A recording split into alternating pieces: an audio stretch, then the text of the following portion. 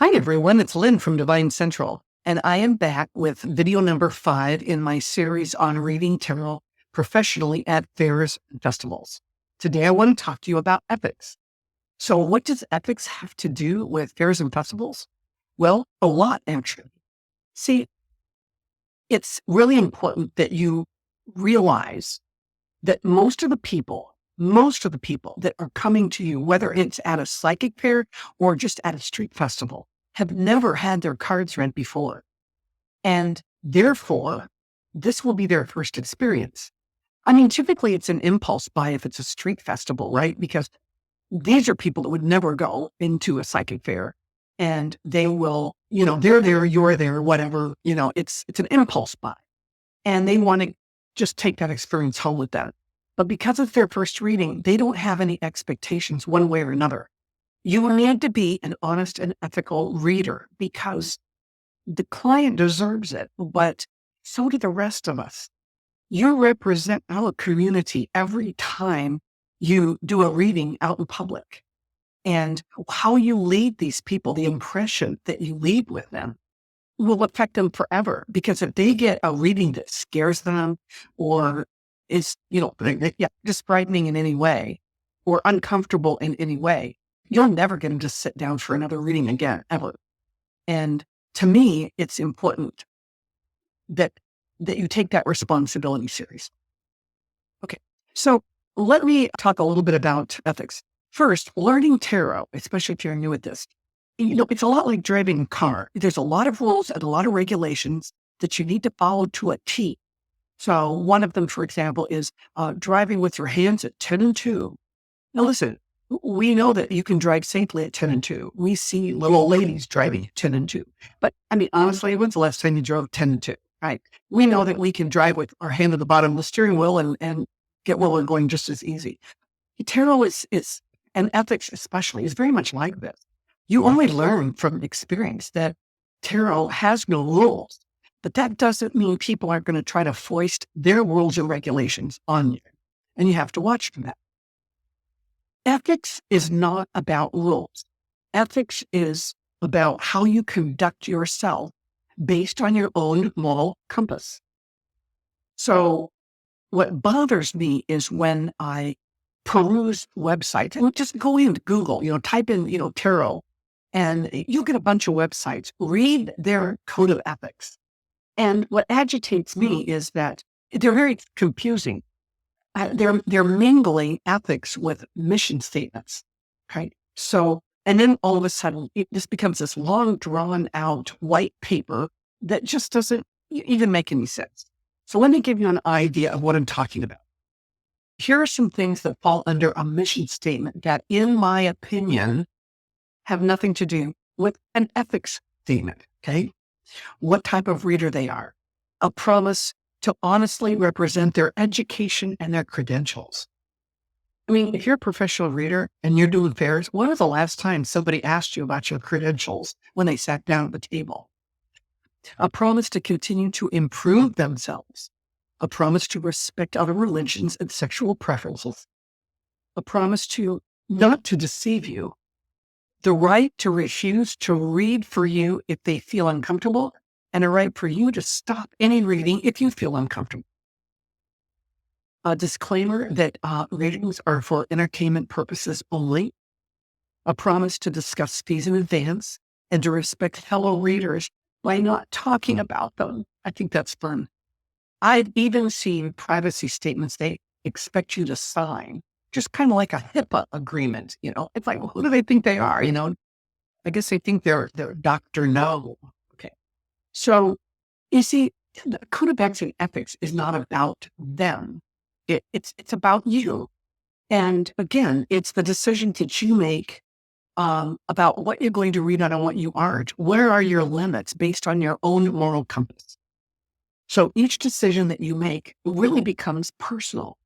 And I'm looking at my notes here, sorry. And it comes from your religious foundation. It comes from your upbringing and the environment that you were raised in. And even your own personal life experiences when you get as old as dirt like I am. So it's got to be It's got to be about what you know, what you're comfortable with, but also what you are competent reading about, right? I hate to say this, but people with the strongest religious foundations tend to be the most judgmental among us.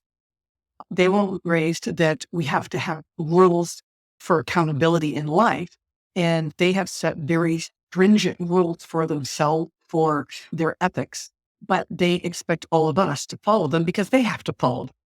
And, who are they? The ethics police? I mean, really, that's not how it works.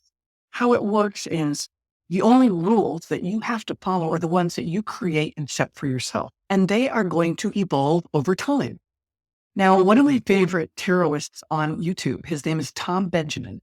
And I saw him recently in conference, a video conference, where he spoke about this subject. And he said, if there's different avenues of reading that are perhaps uncomfortable for you, test them out. Find somebody that is willing to be your guinea pig or two or three, and do readings on something that you're not comfortable with, and see how you feel about it. Because if you don't feel good about it, then you should not be doing it. If you don't feel confident or confident, either one, you shouldn't be doing it. And that's all right, because that's your ethics. That is your moral compass. And that's what you need to follow. So for an ethics statement, what should it include? So let me give you some ideas here. Do you respect your clients or your queers enough to keep the readings confidential? That's not an automatic requirement. I mean, you're either going to keep them confidential or you're not. But that includes family and friends. So you can't sit down and do a reading for your brother and then tell mom all about it, right? I mean, you could, but if you're going to do that, if you're not going to keep the readings confidential, then you need to convey that to your sitter, no matter if it's a friend or a family member. How do you feel about reading for children? Are you not comfortable? Why not? Is it your reading style that you don't think would be compatible? Is it your lack of ability to relate to children? I actually have somebody in my tarot group, my podcast group, that said, I don't read for children because I don't know how to relate to children. And I think that's a perfectly good reason. Maybe you fear their parents. What is it about reading for children or reading for somebody under 18 that bothers you? I personally love reading for children. They're amazing. They have an imagination that is out of this world. And you don't read for them like you normally would. You lay out the cards and you let them read to you. And then you have this conversation with them. Try it sometime with a 7-year-old. You'll be, let's put it this way, they'll win you over. Okay, so how do you feel about reading third party? A lot of people say, well, you shouldn't read for anybody that hasn't specifically given you permission to read about them because they're not there, right? Well, what would you read on if you didn't read third party? I mean, everything's about, is my boyfriend coming back? Am I going to get this job? Is this guy going to hire me? Is my sister coming to see me at Christmas? She's on the fence, and what's she going to do? These are all about third parties, right? This is all third party. And most queerants, they're not coming to you for spiritual matters. The average queerant's going to come to you about a situation in their life that they can't seem to resolve on their own. And they want more information about it. And it usually involves other people in the mix. So what about areas that you're not educated in, like medical, financial, or legal? Now, my friends in my podcast, and by the way, we just did a piece on ethics, and I'm going to put it up here. I'll put it up here somewhere, and you can follow it. But we discussed how to take those kinds of issues and reframe how you convey them or what you see in the cards in a way that doesn't cross that line. I mean, this is what this Tom Benjamin was talking about. It's all in how you frame it. One thing I will tell you is this: you should not be talking about any topic that you don't feel competent to talk about. Really, you shouldn't. But at the same time, I think that it's really important that you never say never. So don't put in an ethics statement that you are never going to read on finance And then somebody comes in, they sit down, they have kind of a benign question about finances, and you decide to read them. No, because you know what you've just done? You have just stepped over the line of your own moral compass because you already made a promise to yourself that you were not going to read on that subject. So now you can't be a hypocrite and read on that subject. Instead of putting yourself in that position, instead of setting yourself up to fail, why not just never say never? I think my best recommendation for you is just to stay in your lane. Only read on issues that you feel comfortable with and competent on. Listen to what these people are asking of you.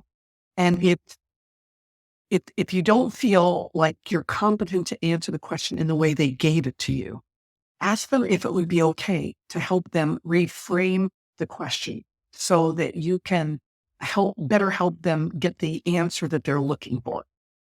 And again, I would never say never. Now, I read on everything because, well, my personality allows that. Okay. I'm not an expert in everything. For example, and I want to give you some examples of what you should not read on. When I'm talking about stepping outside of your lane or stepping outside of your comfort zone, no, not your comfort zone, your competency level. I had a friend, tarot reader, went up on Etsy, set up a shop and started giving readings. And she gave some readings in her shop she had posted for the LGBTQ community. Okay. And she used a prime deck and she was not gay. She was not, she could not relate to anybody in that community, but she knew that gay people love tarot. And so she thought it would be a way to draw people in. And she found very early on that I think even in her description of what she gave, I think it was just really obvious that she wasn't going to relate with them. And she eventually dropped it. But see, to me, that was so far outside of her competency that it was more of an insult than anything. And I think it was a live and learn lesson for her. Read on things that you're comfortable with, but don't try to pretend you're somebody that you're not, or a type of reader that you are not. So that goes for being psychic, and that goes for, anything else that's metaphysical related. So a medium, for example, people ask me if I'm a medium. And I said, and I always tell them, no, I'm not. But I do talk to dead people. They just don't ever talk back to me. So I'm like, they go, haha, they think it's funny. But I make light of it, but it's being honest with them. So I'm going to give you my entire code of ethics. Are you ready? I am an honest and an ethical leader. I will do everything in my power to give you the truth in a way that does no harm. That's it. And that's all I need. I don't need to go into all the my way details. That's it. And most people, that's enough for them. So I will say this. I hate grifters. Now, if you're new to this, grifters, gypsies, there are a lot of swindlers out there that will be happy to scare away any negative spirits or take off any curses, of course, for a substantially larger amount of money than what you're paying today to be told that information. Okay? I also have an issue with people especially people who do online readings and email readings, they use artificial intelligence or AI to generate their readings. That is not a reading. That is cheating. I am a firm believer that the universe keeps perfect score. And I can all but promise you that if you decide to generate your readings through AI and, pop them out through email, I can pretty much guarantee you that somewhere down the road, the universe is going to pay you back for that because they don't like that. So I would be careful with that. I just won't do that. I also don't read lottery numbers. I think that's kind of silly myself. So just remember, you have the capacity to do great harm. There are people out there that are very weak and they're very vulnerable, and you don't know their life situation, and you don't know where they are right now. They might be in an emotionally critical way right now, and it's not your job to have to discern that because you're not you're not a PhD. And if you have one in psychology, then, then go for it. But most of us don't have that. But we know that these people trust us with their secrets. We know these people come to us with their fears and their biggest concerns. And it's a matter of respect. And that is where the ethics and the honesty come in. So listen, that's that. I'm done on the subject.